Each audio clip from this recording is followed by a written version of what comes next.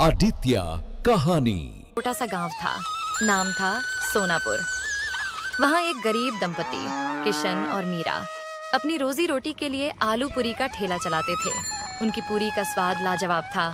मसालेदार आलू की सब्जी, ऊपर से हरी मिर्च और धनिया की खुशबू और फूली फूली गरम पूरी। लेकिन पता नहीं क्यों अब उनके ठेले पर कोई आता ही नहीं था। उसी गांव में मोहन नाम का एक आदमी भी आलू पूरी बेचता था। उसके ठेले पर रोज इतनी भीड़ रहती कि जगह भी नहीं मिलती थी। एक दिन दो ग्राहक वहीं बात कर रहे थे। अरे भाई, ये मोहन की पूरी में वो बात नहीं है। स्वाद तो किशन वाली पूरी में है, पर जाने क्यों पैर खुद ब खुद मोहन के ठेले की ओर खिंच जाते हैं। सही कहा रे। पहले तो रोज किशन की पूरी ही खाते थे।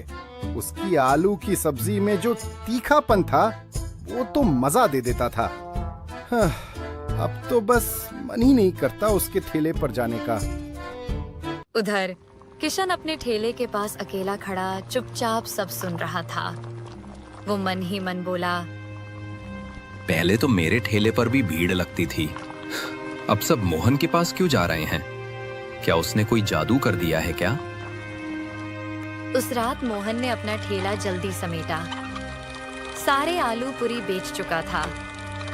घर पहुंचते ही उसकी पत्नी सजन बोली, जी, आज तो अमावस्या की रात है, याद है ना? हाँ याद है। तुमने तैयारी कर ली? जी, पूरे 13 किलो चिकन पका लिया है। पर बताओ ना, हर बार 13 किलो ही क्यों? 10 या 20 क्यों नहीं? अरे भगवान, मैंने उसे 13 तारीख को ही नींद से जगाया था। अब उसे हर अमावस्या को 13 किलो चिकन चाहिए। अगर नहीं दिया तो हमें ही खा जाएगा। सजन कांप गई। क्या? आपने उसे जगाया क्यों? मोहन धीरे से बोला, पगली, उसी की वजह से तो हमारी पूरी बिकती है, वरना हम भी किशन की तरह बैठे रहते। उसके कारण ही हमारे अच्छे दिन आए हैं, उसका शुक्र मानो। दोनों कुछ देर खामोश रहे। बाहर हवा में अजीब सी सिहरन थी। फिर मोहन बोला, चलो अब सो जाओ, मैं जाकर उसको चिकन खिलाकर आता हूँ। आखिर वो कौन है जो हर अमावस्या को 13 किलो चिकन मांगता है? अगली सुबह सूरज की किरणें गांव की पगडंडियों पर फैल चुकी थीं। मोहन अपने ठेले को चमका रहा था।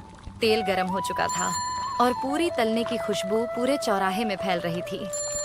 उसके चेहरे पर वही आत्मविश्वास था, आज फिर भीड़ लगेगी।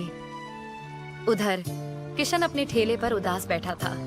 बर्तन सजे थे, आलू की सब्जी तैयार थी, पर ग्राहक कोई नहीं। वह मन में बोला, कभी मेरे ठेले पर भी भीड़ रहती थी। अब तो जैसे गांव वालों को मेरा चेहरा भी नहीं दिखता। तभी गांव में शहर से आए एक दंपति दाखिल हुए, राकेश और नेहा। उन्होंने एक गांव वाले को रोका। भाई साहब, हम नए आए हैं इस गांव में, नाश्ता करना है, बताइए कहाँ मिलेगा अच्छा? सबसे बढ़िया नाश्ता तो मोहन के ठेले पर मिलता है, यहीं पास में है। दोनों ने शुक्रिया कहा और चल पड़े। जब वे मोहन के ठेले के पास पहुंचे तो वहां भारी भीड़ लगी थी। अरे जी, यहाँ तो बहुत भीड़ है, कितना इंतजार करें। सही कहा, चलो कहीं और देखते हैं। तभी नेहा की नजर पास में पड़े एक सुनसान ठेले पर पड़ी। देखो उधर, वो ठेला कितना साफ है और खुशबू भी कितनी अच्छी आ रही है। हाँ चलो वहीं चलते हैं। वो दोनों किशन के ठेले पर पहुंचे।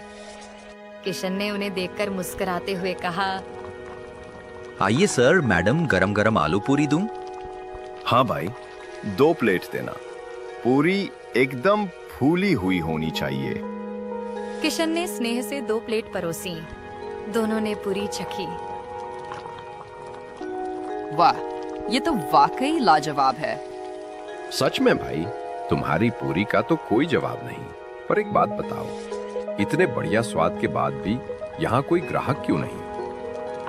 क्या बताऊं साहब, उस मोहन ने कुछ जादू कर रखा है। गांव वाले अब मेरे ठेले की तरफ देखते भी नहीं।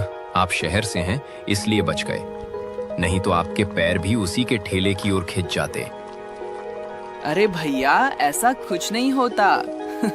अपने कर्म देखिए, जादू टोने पर क्यों दोष डालते हैं। इतना कहकर दोनों चले गए, पर उधर मोहन यह सब दूर से देख रहा था। वह तुरंत अपना ठेला समेटकर जंगल की ओर निकल गया। अंधेरा घिरने लगा था। जंगल के भीतर वह एक पुरानी गुफा में दाखिल हुआ। भीतर से कुछ मंत्रों की आवाज आई। हवा भारी हो गई और ठीक 10 मिनट बाद वह पसीने से तर हांफता हुआ बाहर निकला।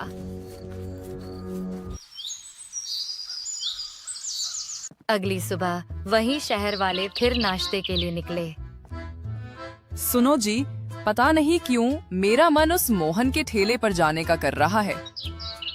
अरे मेरा भी। कल तो मैंने कहा था वहां भीड़ ज्यादा है, फिर भी मुझे आज वहीं जाने का मन कर रहा है। दोनों हंसते हुए सीधे मोहन के ठेले पर पहुंचे। किशन दूर से यह सब देख रहा था। उसका चेहरा सफेद पड़ गया। तो अब उन पर भी जादू चल गया। जब राकेश और नेहा नाश्ता करके लौट रहे थे तो रास्ते में गांव के मुखिया मिल गए। कैसे हैं शहर वाले बाबू? कैसा लगा हमारा गांव? बहुत प्यारा गांव है मुखिया जी। बस एक अजीब बात है, कल हम किशन के ठेले पर गए थे, आज जाने क्यों हमारे पैर खुद ब खुद मोहन के ठेले की ओर खिंच गए। कुछ तो अजीब है उस ठेले में। अरे नहीं बाबूजी, कुछ अजीब नहीं। मोहन के आलू पूरी का स्वाद ही ऐसा है कि लोग खुद खिंच जाते हैं। पर राकेश और नेहा जब आगे बढ़े तो दोनों के मन में एक ही सवाल गूंज रहा था, क्या सचमुच स्वाद खींचता है या फिर मोहन का कोई रहस्यमयी राज? शाम का समय था। किशन अपने घर में चूल्हे के पास बैठा था कि तभी दरवाजे पर दस्तक हुई। दरवाजा खोला तो सामने राकेश और नेहा खड़े थे। अरे सर, मैडम, आप यहाँ मेरे घर पर? किशन जी, जो आपने कहा था, लगता है वो सब सच है। देखा, मैंने पहले ही कहा था वो मोहन कोई साधारण आदमी नहीं है। पर आपको यकीन ही नहीं हुआ। अब यकीन हो गया है किशन। जो आज हमने देखा उसके बाद शक की गुंजाइश नहीं बची।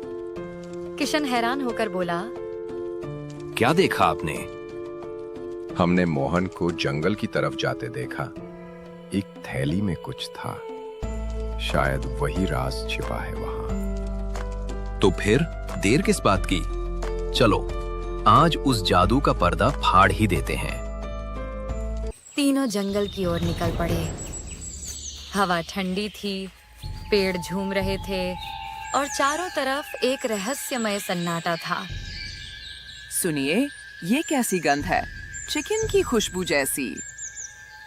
लगता है मोहन ने ही चिकन लाया होगा। दूसरा कौन जंगल में चिकन लाएगा?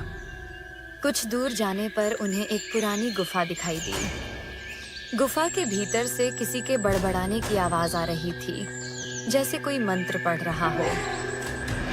किशन सुनो, ये आवाज मोहन की लग रही है। मुझे डर लग रहा है, वापस चलें? नहीं नेहा जी, अब पीछे नहीं हटेंगे, चलिए।